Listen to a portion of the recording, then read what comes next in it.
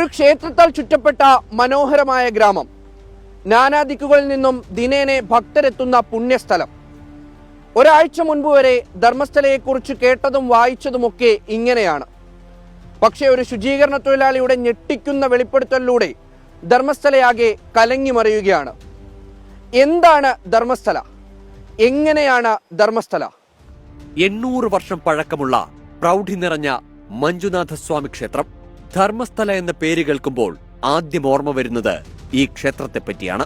പക്ഷേ അതിനപ്പുറം പല വിധേയപ്പെടുത്തലിന്റെ, അടിച്ചമർത്തലിന്റെ, ഭീഷണിയുടെ, ക്രൂര കൊലപാതകങ്ങളുടെ കഥയും ധർമ്മസ്ഥലയ്ക്ക് പറയാനുണ്ട്. ಸಾವಿರಾರು, ಅದು ಎಷ್ಟು ಸಾವಿರ ಇದೆ ಅಂತ ಹೇಳಲಿಕ್ಕೆ ಬರಲಿಕ್ಕಿಲ್ಲ. ಆದರೆ ಯಾವುದೇ ಕೇಸ್ സാമ്പത്തികമായി പിന്നാക്കം നിൽക്കുന്നവരെ വട്ടിപ്പലിശയ്ക്ക് പണം നൽകി കയ്യിലെടുക്കാനും ഇവർക്ക് കഴിയുന്നുണ്ട്.